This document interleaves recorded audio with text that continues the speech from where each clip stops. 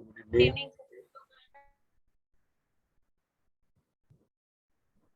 बेटा एक बार डाल दीजिए क्लास ऑफ प्रिज्म।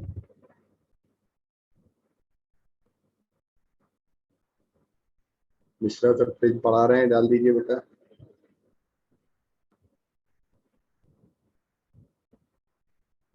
प्रिज्म की क्लास शुरू हो गई है, जल्दी से डालिए फटाफट।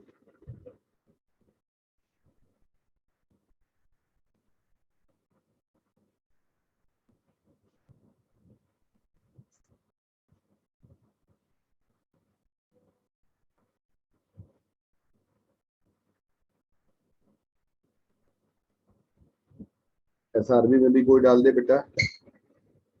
चलो तो जल्दी से आ जाइए बच्चों।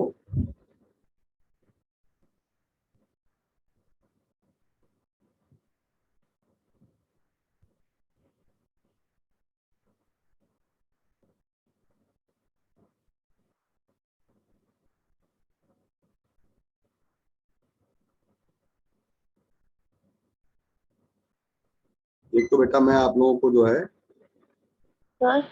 हाँ बेटा। सर हम लोग में ऑप्टिकल फाइबर के क्वेश्चन नहीं आएंगे ना? ऑप्टिकल फाइबर तो बेटा ऐसा कुछ है नहीं, मत पढ़ो, कोई खास चीज नहीं है। सर वही जेई मेंस में आया तो उसका क्वेश्चन नहीं लग पा रहा था इसलिए।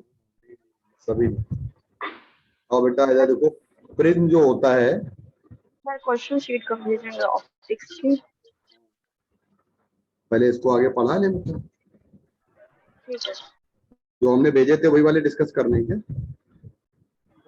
सर, डिस्कस नहीं करने हैं, आपने और भी वो मिरर वाले क्वेश्चंस भेज दीजिए, ये बोल रही थी। बेटा देखिएगा, ये होता है, अगर देखा जाता है, जैसे हम लोग बात करते हैं ग्लास स्लैब, तो ग्लास स्लैब जो होती है ना बेटा, उसको प्रिज्म नहीं कहा जाता है। क्यों? क्योंकि ग्लास स्लैब में एक खास बात ये होती है कि glass slab is not prism. Ray of light आती है और रे ऑफ लाइट आपकी यहां से, रे ऑफ लाइट आपकी यहां से आएगी और ये रे ऑफ लाइट आपकी, ध्यान से सुनिएगा, ये एयर से ग्लास में है और ये रे ऑफ लाइट जब एयर से ग्लास में आएगी तो ये नॉर्मल की तरफ जाएगी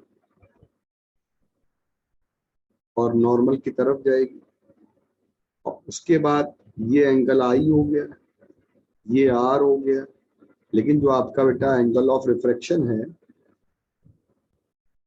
जब हम यहां से इसको करेंगे ग्लास से एयर में, तो ये रे हमारी क्या हो जाएगी।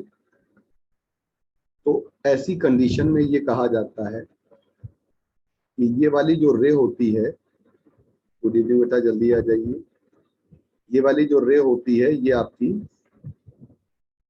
एमर्जेंट रे से, देखो ओ ए बी सी, तो ओ ए को कहते हैं इंसिडेंट रे, ए बी को कहते हैं रिफ्रैक्टेड रे, और बी सी को कहते हैं यार emergent.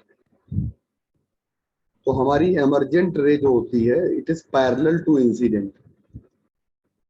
Emergent ray is parallel to incident, so it's laterally, ये क्या होती है, लेटरली शिफ्ट कर जाती है ना बेटा, इसको शिफ्टिंग कहते हैं। पाथ वही रहता है, इट इज शिफ्टेड, डायग्राम वही रहता है, डायरेक्शन वही रहती है, लेकिन इसको शिफ्टिंग कहा था और इसको लेटरल शिफ्टिंग कहते हैं। एक होता है बेटा वर्टिकल शिफ्टिंग होती है और एक होती है बेटा लेटरल शिफ्टिंग, तो हम लोग इसको बेटा शिफ्टिंग कहते हैं। बच्चों एक काम करते हैं, जब शिफ्टिंग की बात करते हैं तो क्योंकि हम अगर यहां पर देखें तो ये हमारा एक रिफ्रैक्टिंग सरफेस होता है, पहला वाला रिफ्रैक्टिंग सरफेस ये वाला है। जो भी सरफेस हमारा बाउंड्री क्रॉस कर लेता है ना, या दो मीडियम का इंटरफेस कहलाता है, वो रिफ्रैक्टिंग सरफेस होता है। तो पहला वाला रिफ्रैक्शन सरफेस हमारा ये हो गया और दूसरा वाला रिफ्रैक्टिंग सरफेस हमारा ये हो गया। बच्चों ये रिफ्रैक्टिंग सरफेसेस होते हैं और कहा जाता है refracting surfaces must B non parallel. तो कहा जाता है एक ऐसा ग्लास का मीडियम होना चाहिए जिनके रिफ्रैक्टिंग सरफेसेस जो होते हैं, या जहां से रे ऑफ लाइट इंसिडेंट करे और जहां से रे ऑफ लाइट हमारी बाहर एमर्ज करे, है ना, एमर्ज की स्पेलिंग गलत लिखी है, वहां पे लाइट हमारी एमर्ज करे, तो उसको कहते हैं हम लोग, क्या कहते हैं बेटा, दिस इज कॉल्ड प्रिज्म। मतलब ये नॉन पैरेलल होने चाहिए। यहाँ पे क्या है, ये वाली हमारा इंसिडेंट लाइट का सरफेस हो गया, ये एमर्जेंट सरफेस हो गया। अब कौन सा प्रिज्म बन सकता है, ये वाला प्रिज्म हो गया। लाइट हमारी इस पे गिर रही है और इससे निकल रही है, तो जिससे गिरेगी और जिससे निकलेगी ये वाला हमारा कहलाएगा, इन दोनों के बीच का एंगल कितना हो जाएगा, थीटा। जब इन दोनों के बीच का एंगल थीटा हो जाएगा बेटा, तो इन दोनों, मतलब कहा जाता है refracting surfaces must be bent और पैरेलल नहीं होने चाहिए, theta never be equal to 0 degree. तो हमारा ट्रायंगुलर प्रिज्म हमारे सिलेबस में है और ट्रायंगुलर प्रिज्म में हमारा रिफ्रैक्टिंग सरफेस 1 होता है और रिफ्रैक्टिंग सरफेस 2 होता है, और हमारी रे ऑफ लाइट जो होती है वो इधर वाले पे गिरती है और इधर वाले से निकलती है। तो इसको कहते हैं हम लोग एमर्जेंट रे और इसको कहते हैं इंसिडेंट। और जो हम लोग बेटा बात करते हैं ग्लास स्लैब एक स्पेशल टाइप का प्रिज्म होता है। मैंने कहा कि ग्लास स्लैब में हमारा एंगल ऑफ प्रिज्म जो होता है वो 0 होता है। ये एंगल ऑफ प्रिज्म क्या होता है, दोनों रिफ्रैक्टिंग सरफेस के बीच का एंगल, इसको एंगल ऑफ प्रिज्म कहते हैं, या इसको बेटा हम एपेक्स एंगल भी कहते हैं, और या बेटा हम लोग इसको कहते हैं रिफ्रैक्टिंग एंगल, इसको हम लोग कहते हैं रिफ्रैक्टिंग एंगल। तो पहला हो जाता है एपेक्स एंगल और दूसरा हो जाता है रिफ्रैक्टिंग एंगल, तीसरा हो जाता है हमारा बेटा कि हम लोग इसको जो है ना एंगल ऑफ प्रिज्म कह देते हैं। बेटा प्रिज्म किसी भी शेप का हो सकता है। इक्विलैटरल प्रिज्म में क्या होता है कि ये हमारे सारी साइड्स इक्वल होती हैं, ईच एंगल हमारा 60 डिग्री का होता है, तो इसको equilateral. Right angle triangular prism जो होता है वो हमारा एंगल ऑफ प्रिज्म 90 डिग्री का आ जाता है। आइसोसेलेस राइट एंगल ट्रायंगल में ये वाली इंसिडेंट और इमर्जेंट वाला सरफेस बराबर आपका लेंथ का होता है। एंगल ऑफ डेविएशन, यहाँ से हम डायग्राम बना के चीजों को समझेंगे, तो मैं डायग्राम यहाँ पे बना के आपको चीजों को मैं समझाता हूँ। इन्होंने डायग्राम बनाया है लेकिन डायग्राम यहाँ बना के समझाता हूँ। ये हमारा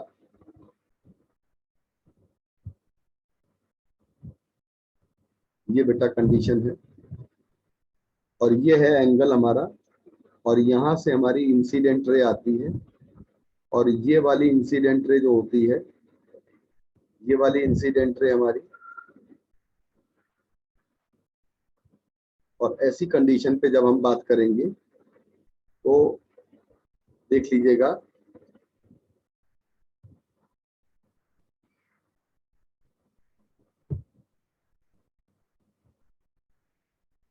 ठीक है, और इसको कहेंगे नॉर्मल, इसको कहेंगे नॉर्मल और इसको कहेंगे एपेक्स एंगल, और ये हो जाएगा BC। बेटा याद रखिएगा ये वाला angle I1 angle of incidence, जब रे हमारी नॉर्मल की तरफ डेविएट करेगी तो हमारी ये कंडीशन आ जाएगी बेटा, और जब रे हमारी यहाँ से निकल कर जाएगी ना, तो देखो यहाँ पे नॉर्मल बनाया आपने, ब्लैक कलर से नॉर्मल बनाइए, तो ये वाला जो नॉर्मल बनाएंगे ये हमारा रिफ्रैक्टिंग इमर्जेंट सरफेस पे बनेगा, यानी कि एक सरफेस हमारा रिफ्रैक्टिंग सरफेस ये वाला कहलाएगा और दूसरा रिफ्रैक्टिंग सरफेस हमारा ये कहलाएगा। यहाँ पे एयर है, यहाँ ग्लास है, यहाँ एयर है, मीडियम को डिवाइड करने वाले हमारे ये सरफेसेस जो होते हैं, यही सरफेसेस की बात हम करते हैं, ठीक है। अब बेटा अगर हम बात करें यहाँ पे तो जरा इनको मिला दीजिए, जरा इनको इनको मिलाइए आप। और देखिए दोनों नॉर्मल को यहाँ पे मिलाया और ये वाला पॉइंट आपका हो गया। सपोज करिएगा ये P है, ये R है और ये Q। तो PR हमारी रिफ्रैक्टेड रे है। जब रे हमारी ऐसे जाएगी और कितने एंगल पर गिरेगी बेटा? This is the angle of incidence. और हमारी रे ग्लास से एयर में जा रही है तो ये इधर जाएगी, अवे फ्रॉम नॉर्मल। तो ये एंगल हम लोग क्या कर लेंगे, मान लीजिएगा ये एंगल I2 है। और अगर रे हमारी मान लो इधर से आती है, इसको हम एमरजेंस एंगल भी कहते हैं, एमरजेंट एंगल भी कहते हैं। और अगर रे इधर से आती है तो फिर इधर से निकलती है। तो I1 और I2 को हम लोग क्या कर सकते हैं बेटा, इंटरचेंज करके भी देख सकते हैं। और अगर हम इन दोनों को पीछे की तरफ बढ़ाएंगे तो हमारे पास यहाँ पे क्या मिलेगा, दिस इज कॉल्ड एमरजेंट रे। और एमरजेंट रे को बैकवर्ड बनाएंगे तो इंसिडेंट रे के साथ जितने एंगल पे जाएगी इसको कहते हैं एंगल ऑफ डेविएशन। तो जितना एक्सटीरियर एंगल बनेगा हमारा एमरजेंट रे का इंसिडेंट रे की डायरेक्शन में, इसको कहते हैं डायरेक्शन ऑफ इंसिडेंट रे, इसको कहते हैं डायरेक्शन ऑफ इंसिडेंट रे। और इंसिडेंट रे की डायरेक्शन में बनने वाला जो एंगल हमारा होता है उसको कहते हैं एंगल ऑफ डेविएशन। बच्चों एक काम करते हैं, इसको R1 ले लेते हैं, इसको R2 ले लेते हैं और ये वाला एंगल हो जाता है सपोज करिए थीटा। तो आप बताइए R1 plus R2 plus theta की वैल्यू कितनी आ जाएगी, 180 डिग्री। और बताइए ये वाला और ये वाला एंगल कितना हो जाएगा, ए प्लस थीटा क्वाड्रिलेटरल। देखो ये हमारे तीनों एंगल, ये इसका कारण क्या है, इसका रीजन क्या है, ऑल एंगल्स ऑफ ट्रायंगल। इसका रीजन क्या है, ऑल एंगल्स ऑफ ट्रायंगल। और नीचे वाले का क्या रीजन है बेटा, A plus theta equal to 0। बताइए क्या रीजन है, A plus theta equal to 180 degree. Quadrilateral के opposite angles of quadrilateral, opposite angles of quadrilateral. बोलो बच्चों। और किसी भी क्वाड्रिलेटरल के ऑपोजिट एंगल्स जो होते हैं उनका सम जो होता है वो हमारा 180 डिग्री के बराबर होता है। बच्चों बताओ, ए प्लस थीटा इक्वल टू हो गया, अच्छा दोनों को इक्वल कर दो तो ए प्लस थीटा इक्वल टू आ जाएगा R1 plus R2 plus theta, theta काट दीजिए तो A will be equal to आ जाएगा R1 plus R2। Very important relation आ गया। बच्चों एक काम करिएगा, डेविएशन वाला एंगल निकालिए। जरा बताइए ये कितना एंगल है, जरा बताइए ये कितना एंगल है। बच्चों देखिए ग्रीन कलर से कितना एंगल मिलेगा, ये वाला एंगल मिलेगा I1 माइनस R1। और ये कितना एंगल मिलेगा, I2 माइनस R2। बताइए क्या कंडीशन आ जाएगी बेटा, हमारे पास आ जाएगी डेल्टा की वैल्यू। डेल्टा की वैल्यू जानते हैं, एक्सटीरियर एंगल, ये सम ऑफ टू इंटीरियर एंगल के बराबर आता है, I1 माइनस R1 और प्लस आ जाता है I2 minus R2, sum of two opposite interior angle. Delta equal to आ जाता है I1 प्लस I2 और माइनस R1 आ जाएगा प्लस R2 आ जाएगा। तो डेल्टा की वैल्यू आ जाएगी, बताइए R1 प्लस R2 क्या हो जाएगा, R1 प्लस R2 हो जाएगा ए। तो ये ए की वैल्यू आ जाएगी, राइट। तो ये हमारी एंगल ऑफ डेविएशन की कंडीशन आ गई। आपको पता है मिनिमम डेविएशन कब होता है, एट मिनिमम डेविएशन की कंडीशन आती है कि जब भी हमारा अंदर वाली जो रे है PR that must be parallel to base. तो ऐसे कई सारे डायग्राम बनाकर चेक करेंगे कि एंगल ऑफ मिनिमम डेविएशन कब मिलेगा। तो हमारे पास PR must be parallel to base, और ऐसी कंडीशन में जब PR और बेस के पैरेलल आ जाएगा हमारा तो I1 इक्वल टू I2 आ जाएगा। तो I1 इक्वल टू I2 और R1 equal to R2। These three conditions are for total या मिनिमम डेविएशन। जरा बच्चों इसकी वैल्यू पुट कर दीजिए तो डेल्टा M आ जाएगा हमारे पास 2I माइनस A, क्योंकि I1 इक्वल टू I2 को हमने I ले लिया तो हमारे पास आ जाएगा delta M plus A upon 2 equal to आ जाएगा I। बच्चों R1 plus R2 equal to हो जाएगा A, और R1 भी R है, R2 भी R है, और ये आ जाएगा A, और 2R इक्वल टू आ जाएगा A, और R की वैल्यू आ जाएगी, कितनी आ जाएगी R की वैल्यू? A/2। बेटा R की वैल्यू कितनी आ जाएगी बताइए? A/2।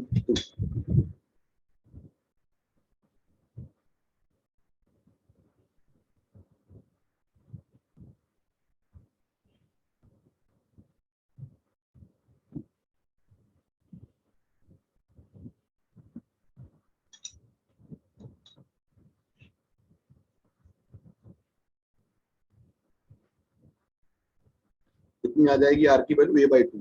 तो जरा आप एक काम करिएगा, जरा प्रिज्म के लिए अप्लाई कर दीजिएगा RI of material of prism. तो RI of material of prism आ जाएगा हमारे पास, स्नेल्स लॉ लगाइए।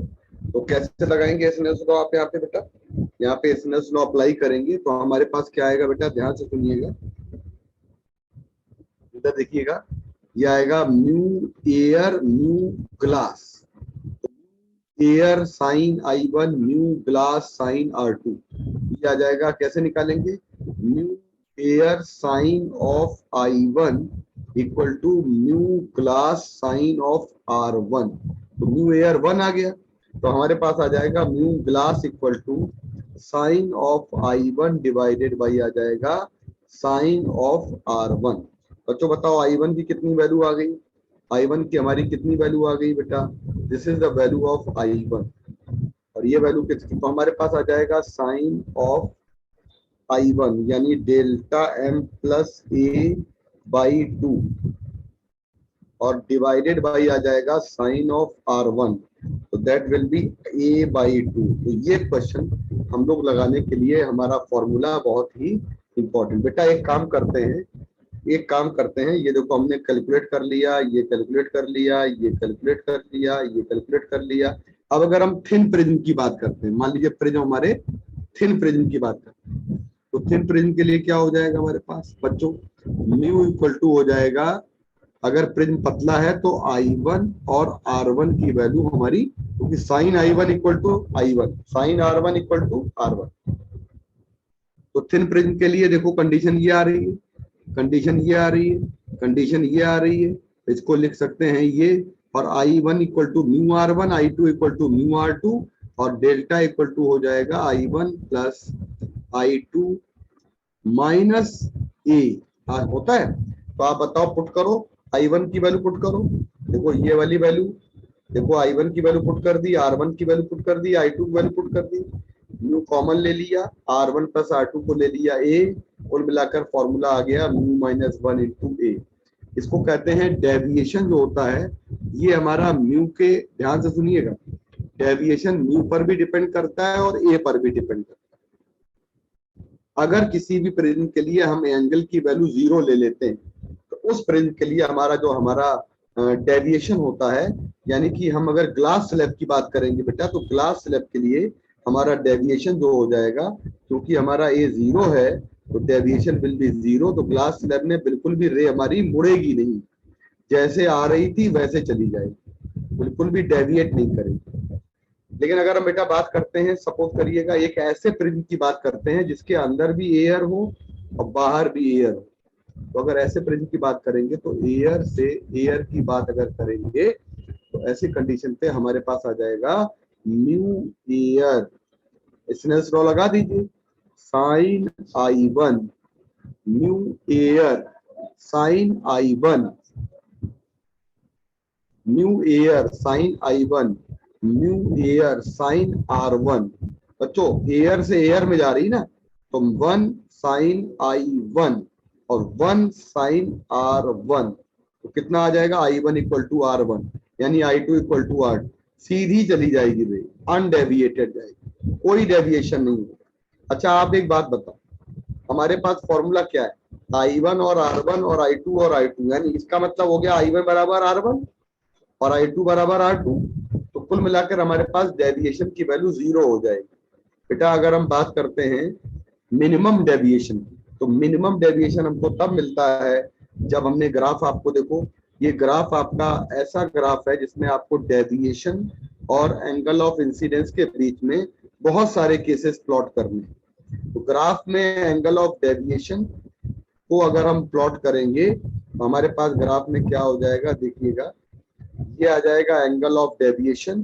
तो प्रैक्टिकली देखा गया है बहुत सारे केसेस में एंगल ऑफ डेविएशन की वैल्यू को बढ़ाते जाइए तो हमारा मिनिमम डेविएशन जो है ना, एंगल ऑफ इंसिडेंस बढ़ाएंगे तो मिनिमम डेविएशन का एंगल पहले तो डिक्रीज करेगा, बाद में एक पर्टिकुलर एंगल ऑफ इंसिडेंस के बाद ये हमारा एंगल ऑफ डेविएशन बढ़ने लगे।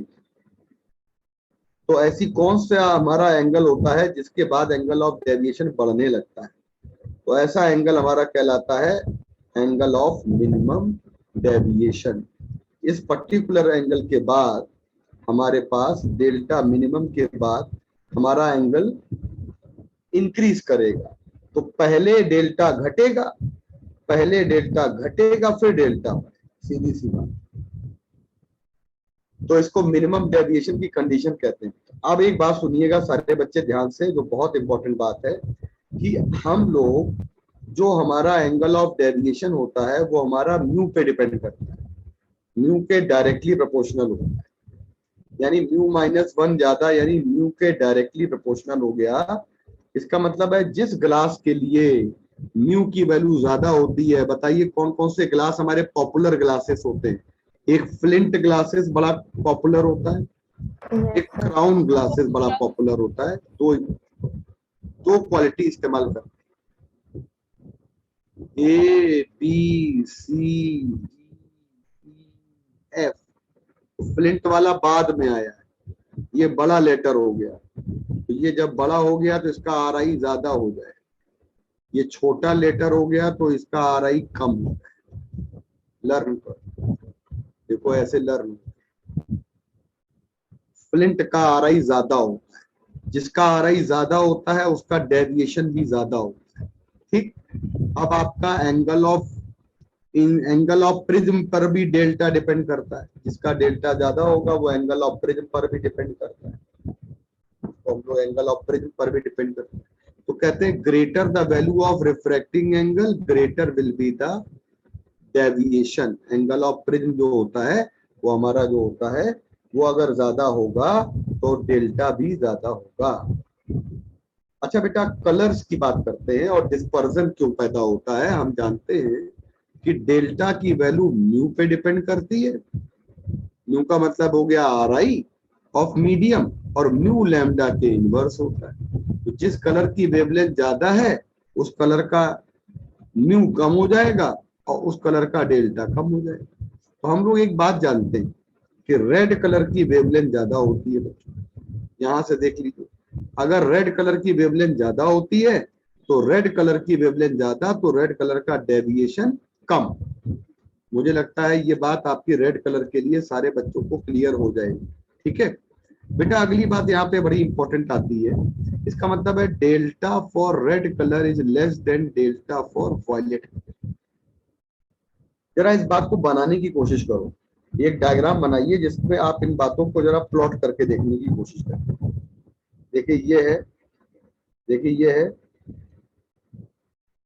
ये प्रिज्म हो गया, ये एंगल ऑफ इंसिडेंस, ये हमारी इंसिडेंट रे, और जैसे हमारी इंसिडेंट रे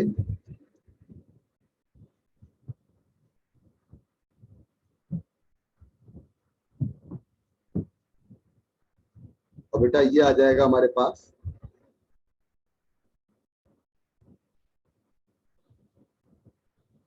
समझना। तो अगर हम ये व्हाइट लाइट लेते तो हमारी जो ये वाली रे है वो हमारी ऐसे जाएगी अलग अलग, यहीं से डिस्पर्स हो जाएगी अलग अलग। ये वाला हमारी एक कलर जाएगा और ये वाला दूसरा कलर जाएगा, पता नहीं कौन सा कलर है, पहचानते हैं कौन सा कलर है? एक काम करते हैं, इसको पीछे की ओर बढ़ाते हैं, आगे बढ़ाते हैं इंसिडेंट,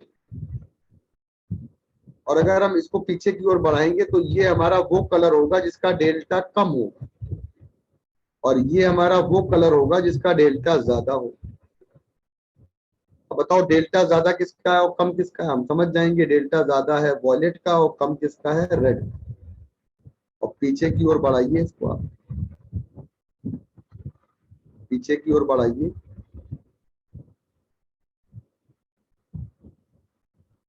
तो ये वाला हमारा रेड कलर जा रहा है बेटा और ये वाला वॉयलेट कलर जा रहा है। तो पूरे के पूरे 7 कलर्स के हमारे पास अलग अलग कलर्स मिल जाएंगे। तो सारे 7 कलर्स हमारे बेटा अलग हो रहे हैं।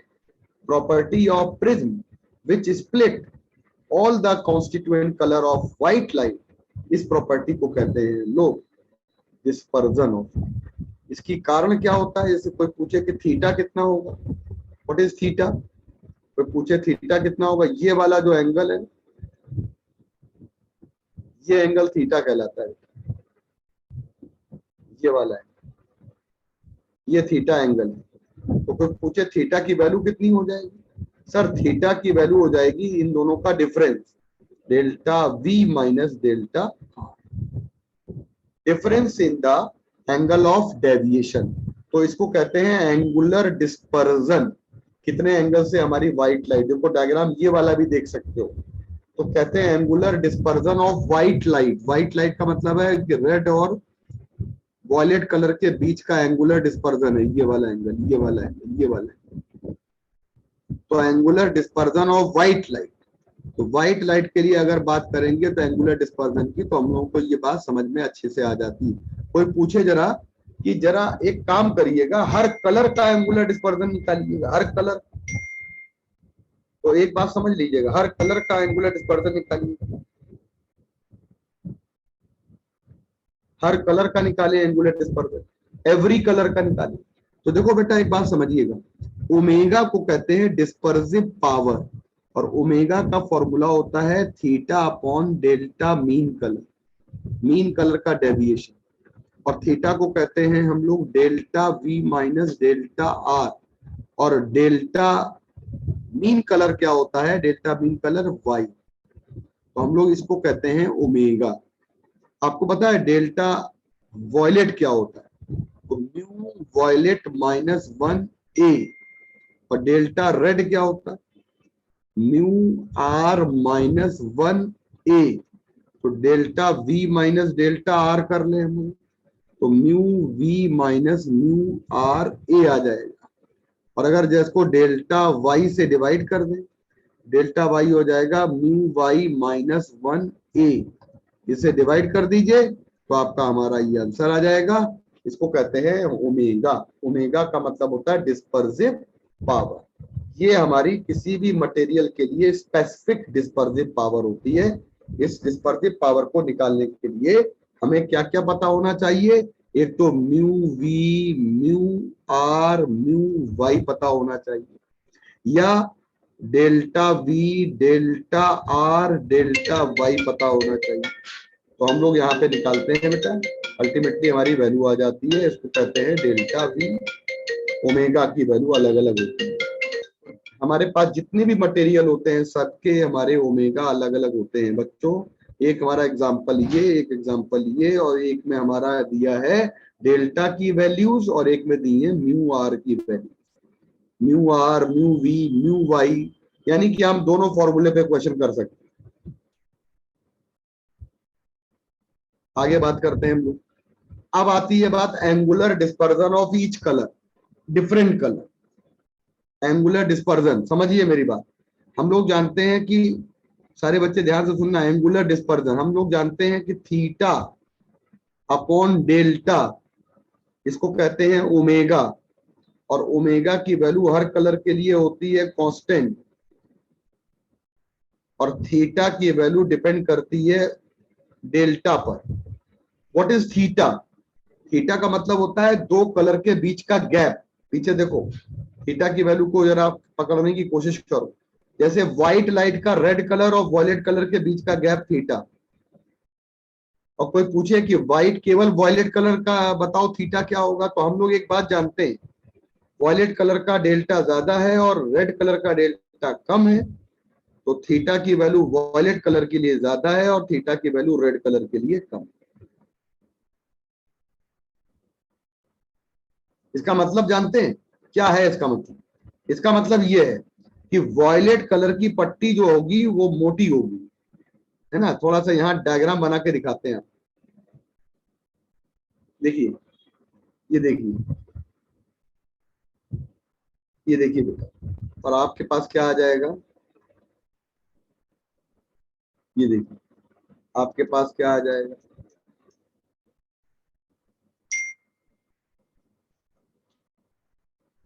अब आपके पास यहां से जो रे ऑफ लाइट जाएगी, ये रे ऑफ लाइट आपकी यहां से जाएगी और यहां से जाएगी।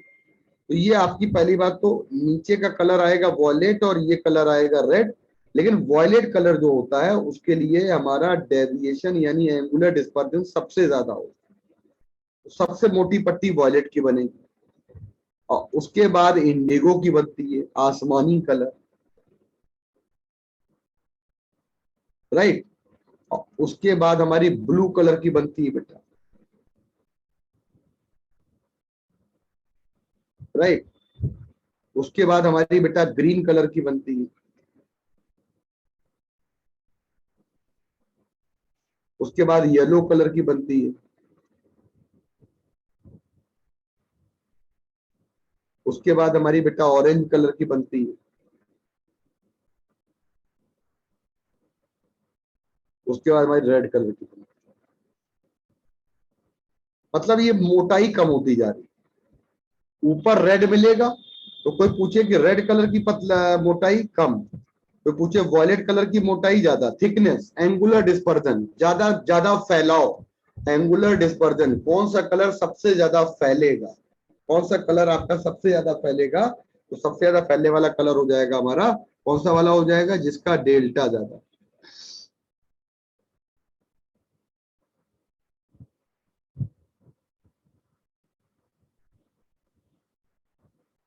अब एक बात सुनिएगा, आखिरी बात आती है कि प्रिज्म में ऐसा करो, प्रिज्म में ऐसा करो कि प्रिज्म में ये कलर जो हमारे डिस्ट्रीब्यूट हो रहे हैं ना बेटा, प्रिज्म में ऐसा करिए, कॉम्बिनेशन बनाइए, ऐसा ऐसा कॉम्बिनेशन तैयार करिए जो कॉम्बिनेशन में हमारे कलर ना निकले, मतलब डिस्पर्जन ना हो या डेविएशन ना हो। मतलब प्रिज्म में हम जानते हैं कि आधार की ओर जाने वाली कौन सी रे होती है, वॉयलेट कलर। बेस की तरफ कौन सा कलर जाएगा, मान लीजिए 4 डायग्राम बना दिए गए, बताइए कौन सा डायग्राम सही है। ये आपकी व्हाइट लाइट है, ये आपकी बेटा व्हाइट लाइट, ये बेटा आपकी व्हाइट लाइट,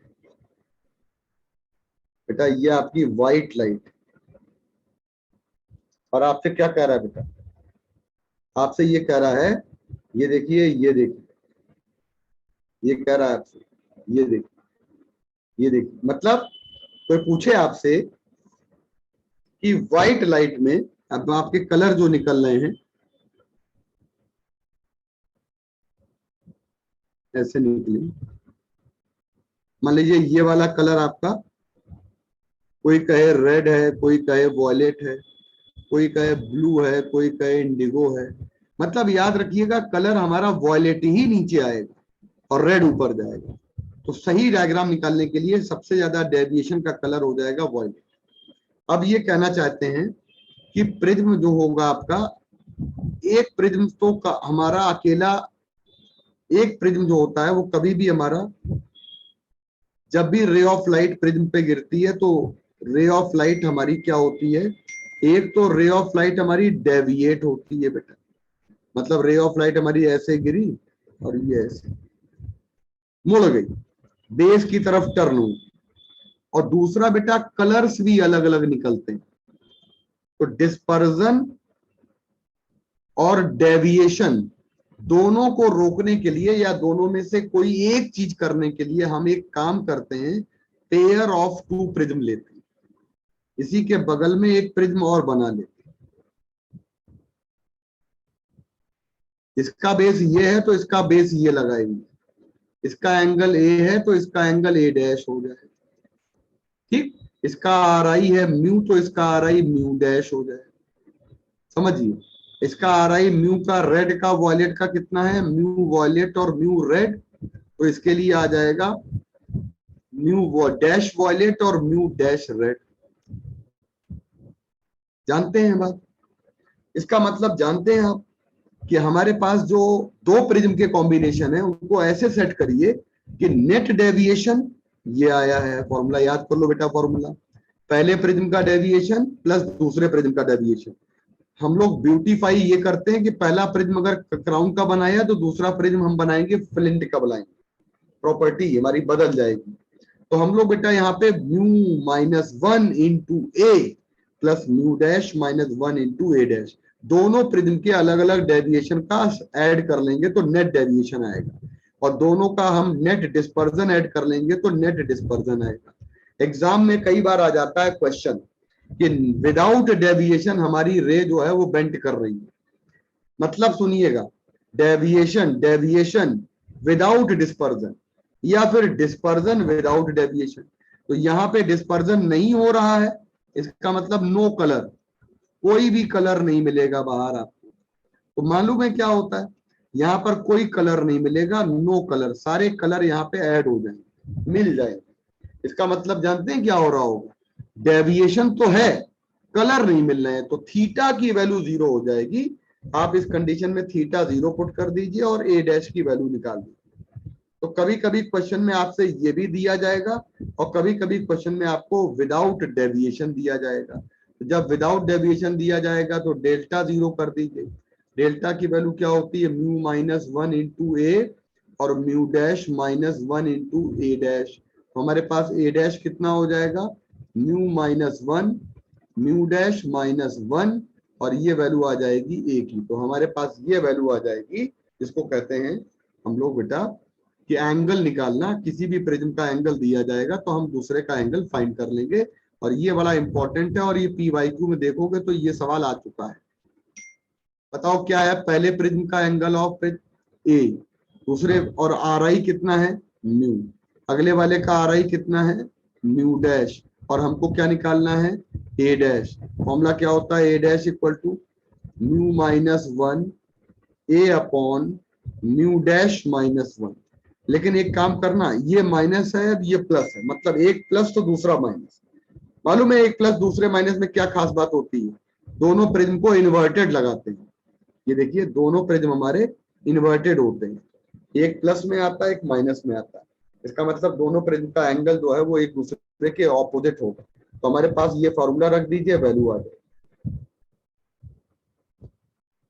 अब बच्चों एक बहुत पुराना क्वेश्चन है कि रिफ्रैक्टिव इंडेक्स किसी प्रिज्म का, हमारा रिफ्रैक्टिंग एंगल अगर ए है, एंगल ऑफ प्रिज्म, और रिफ्रैक्टिव इंडेक्स हमारा अगर cot a/2 है, cot a/2, तो हमारे पास क्या होता है, mu equal to sine I, बेटा मिनिमम डेविएशन, तो delta M plus A divided by 2 और डिवाइडेड बाई आ जाएगा साइन a/2 आ जाएगा। तो आपके पास क्या आ जाएगा बेटा, म्यू आ जाएगा बच्चों, म्यू की जगह पे आ जाएगा cot a/2 और ये आ जाएगा आपके पास cos a/2, ये आ जाएगा आपके पास sin a/2 और ये वाली वैल्यू आ जाएगी आपके पास sin a/2।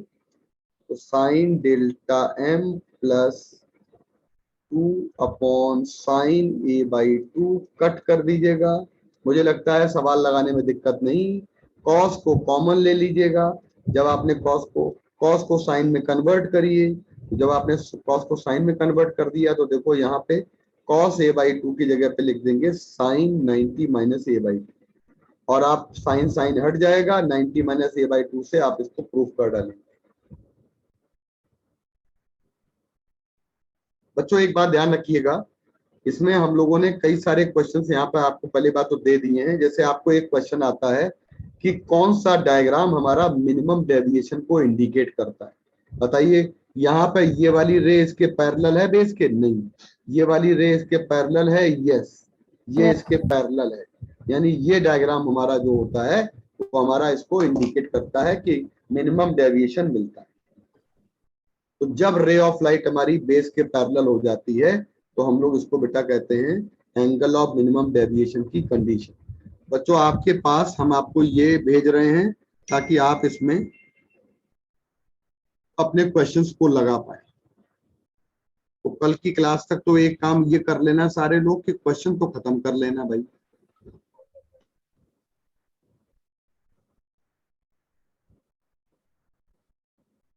क्वेश्चन तो आप फिनिश कर लेना।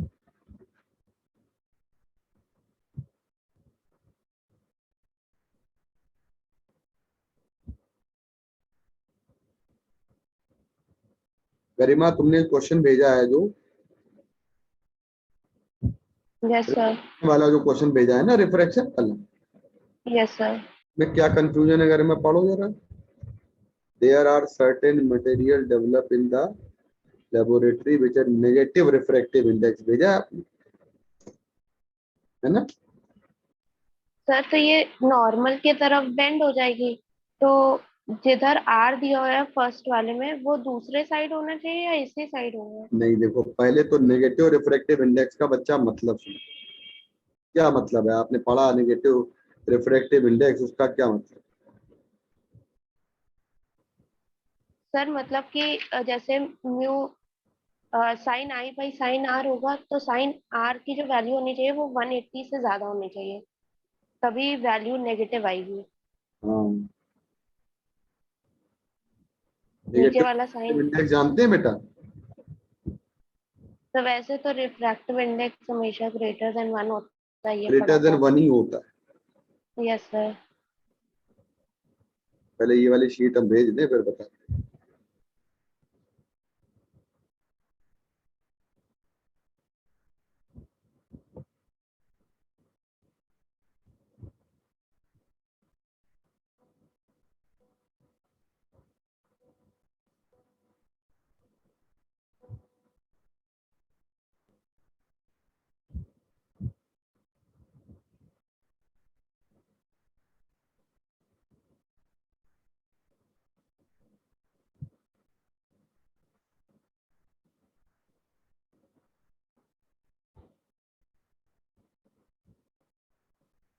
भाई देखो, हम लोग एक बात जानते हैं,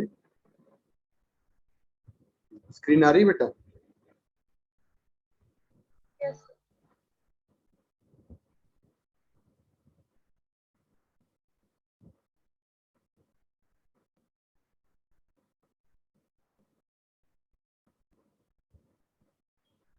बेटा आपको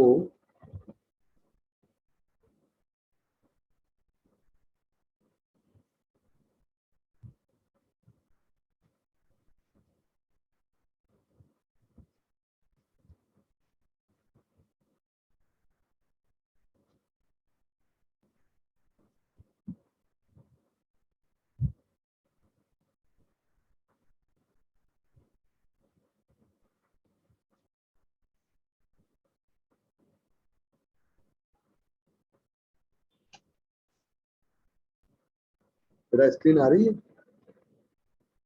स्क्रीन नहीं आ देखो नो भैया, ये सर। सवाल दिया है इन्होंने। रही सर, स्क्रीन नहीं आ रही। आ रही? यस सर, अब शो हो रही। देखो बेटा, ये क्वेश्चन 9 का है ना, थोड़ा सा टाइम लगता है, आप लोगों ने भेजा है तो उसको लगाने में। ये हमारे मटेरियल डेवलप किए गए हैं नेगेटिव रिफ्रैक्टिव इंडेक्स वाले। तो नेगेटिव रिफ्रैक्टिव इंडेक्स का मतलब जानते हैं बच्चों? कि अगर हमने यहां से कह दिया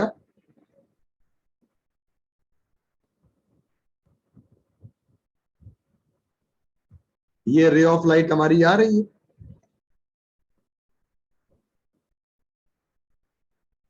और यहाँ पे हमारी रे ऑफ लाइट जब आएगी बेटा, तो यहाँ नॉर्मल है, ये आई हो गया। तो एक बात बताओ, आई को तो हम लोग कभी निगेटिव ले नहीं सकते, आई तो हमारा 90 से कम ही रहेगा बेटा, बताओ।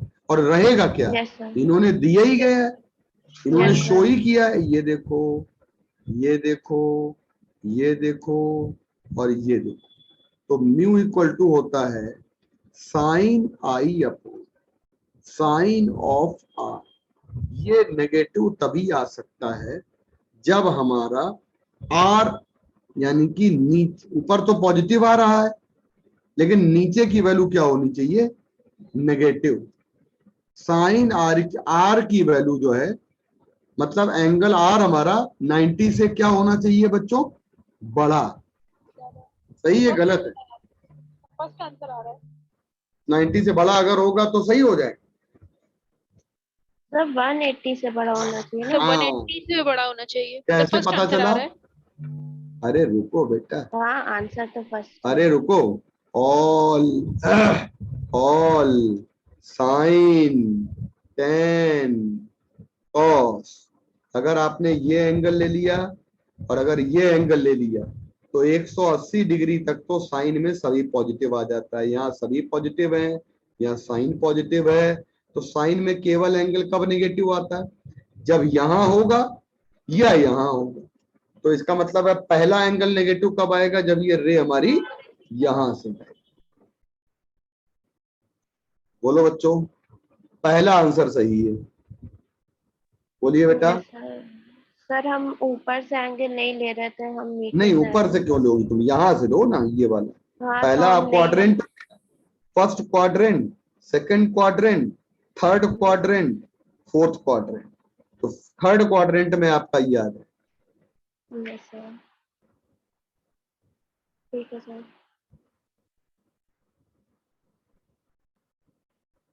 अब जो आपने एक और सवाल भेजा है भयंकर वाला, इतना बड़ा सवाल ना करो, छोड़ो बेटा, यस सर, छोड़ सर दो। एनसीईआरटी एग्जाम्पलर है। अरे छोड़ो बेटा, भावुक ना हो।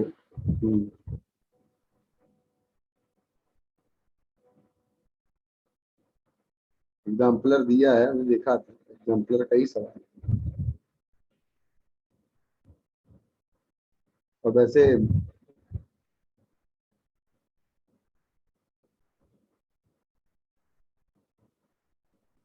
हमारा दूसरा सवाल भी देखने की कोशिश कर रहे हैं कि ये भी आ जाए। बच्चों आप लोग कल प्रिज्म के सवाल जिसको भी पूछने हो वो हमें बेटा प्रिज्म के क्वेश्चन जो है लगा के भेज दिए।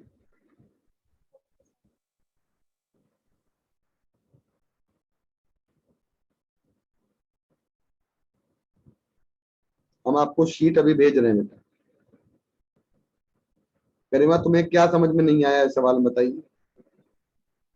सर इतना बड़ा क्वेश्चन देख के ही नहीं हाँ समझ में मत आता करो, है। बता तो रहे, मत करो, मत करो, सर है ना। घर कोई पे ही नहीं ऐसे कर पाते तो ऐसे एग्जाम में क्या क्वेश्चन की करेंगे। प्रैक्टिस कभी नहीं करनी चाहिए और टीचर को भी कभी नहीं कराना चाहिए, है ना। बिल्कुल दिमाग से भूल लो।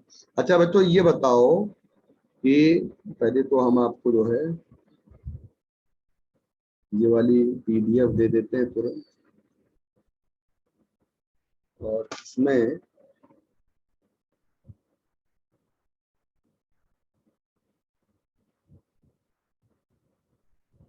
आपका रैंकर ऑनलाइन, एसआरवी ऑनलाइन,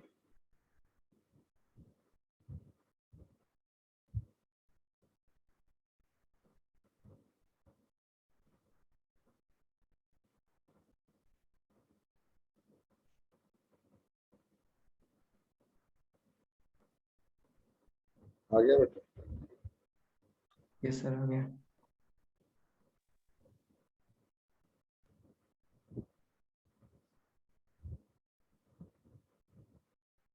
एक तो आप लोग जो है ये जो जितने बेसिक सवाल हैं और पीवाईक्यू, अब अपने आप को थोड़ा समेटने की कोशिश करो। आप पीवाईक्यू लगाओ, बेसिक क्वेश्चन लगाओ, और आपके ग्रुप में बहुत सारे बच्चे ऐसे हमारे हैं जो बहुत तरह तरह के क्वेश्चन लगा रहे हैं। हवा में बेटा मत उड़िए कोई भी, बहुत ज्यादा क्वेश्चन की अनाप शनाप क्वेश्चन की प्रैक्टिस मत करिए। सुनना है बेटा, यस सर। यस मतलब सर। बहुत बहुत वेरिएशन नहीं करना है किसी को। पीवाईक्यू के आसपास के उस तरह के क्वेश्चंस को मैक्सिमम मैक्सिमम मैक्सिमम कम से कम आप इसको जो है ना इतना देखो, इतने बार लगाओ कि क्वेश्चन रट जाए। लास्ट समय पे वैरायटी ऑफ क्वेश्चन की तरफ फोकस मत करो। उतनी देर में आप थोड़े से अच्छे क्वेश्चन लगाने के चक्कर में आप उसका मल्टीपल टाइम रिवीजन कर लीजिए तो आपको ज्यादा बेनिफिशियल हो जाएगा। मल्टीपल टाइम रिवीजन कर लेंगे वो चीजें ज्यादा पकड़ में आ जाएंगी।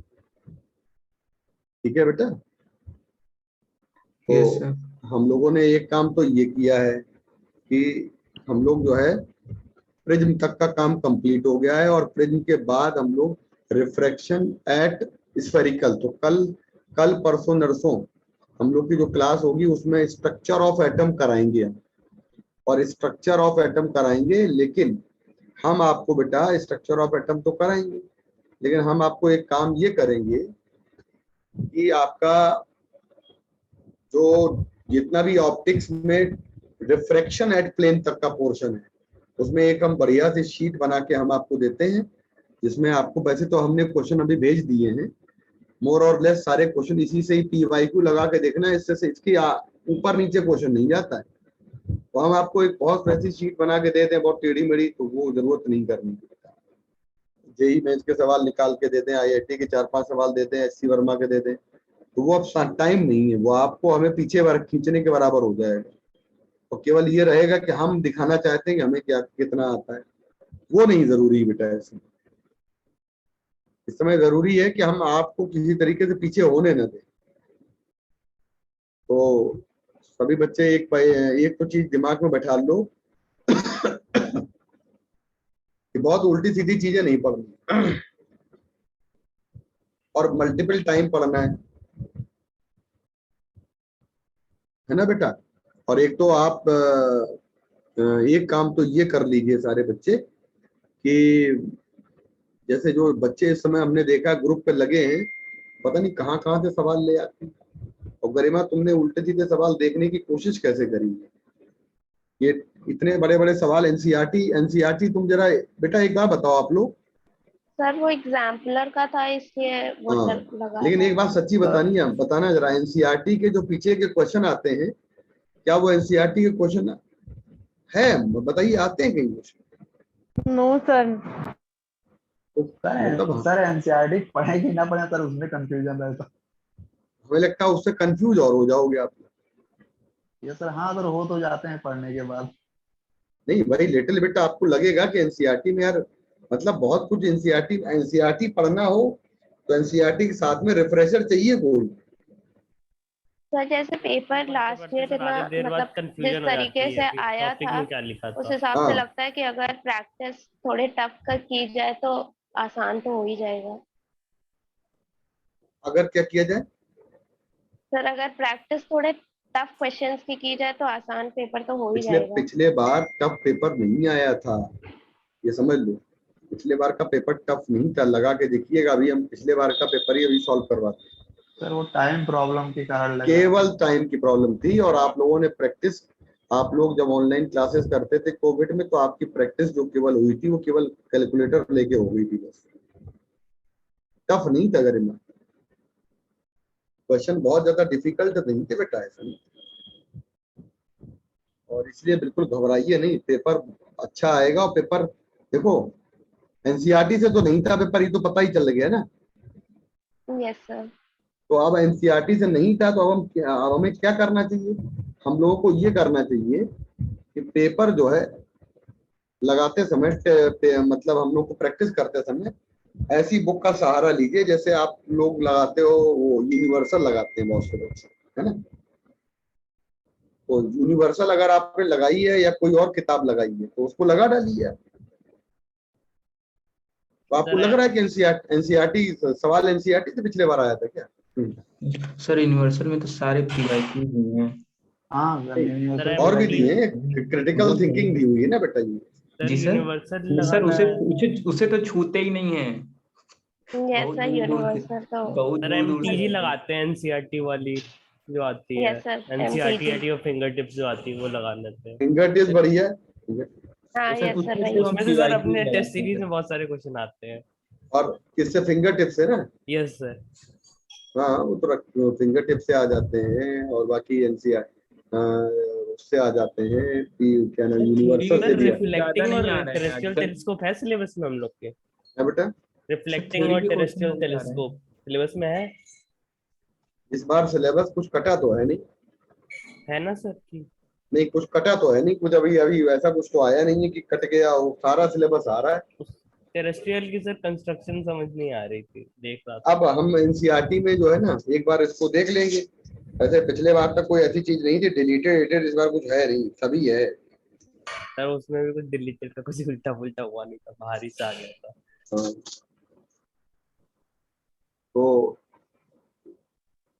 स्नेहा बेटा पढ़ाई करो अच्छे से बेटा। क्यों? Yes sir. ठीक है। और पढ़ाई ना करने में दिक्कत ये होती है ना, बच्चे लोग क्या करते हैं कि पढ़ाई कुछ जो है अनाप शनाप करने लगते हैं, उसमें दिक्कत आती Yes, है, sir. घबराहट उसी से होती है, यस सर, फालतू सोर्सेज फालतू वाली लगाने चीज। से। तो इसलिए बेटा लास्ट मौके पे अपने आप को सब लोग बचाइए। ठीक है बच्चों। Yes sir. Thank you sir, good sir night. इस समय यूनिवर्सल लगाना सही होगा लास्ट समय पे? बेटा इस समय नहीं लगाना है, बता नहीं तो रहे, लगाना इस ना समय सर, अब जो लगाया ना है ना, बस वही अब आपने लगाया था, बस वही लगाया था, आपने लगाई। एमटीजी और सर वो सब नॉर्मल अब आप केवल अब आप सार लगाया पीवाईक्यू लगाइए, पीवाईक्यू को कई बार लगाइए। ठीक है। सर जैसे सर यूनिवर्सल पीवाई उसमें भी और तो सर जिसने यूनिवर्सल लगाई है, जिसने जो भी किताब लगाई है, वो उसी किताब को फोकस करे।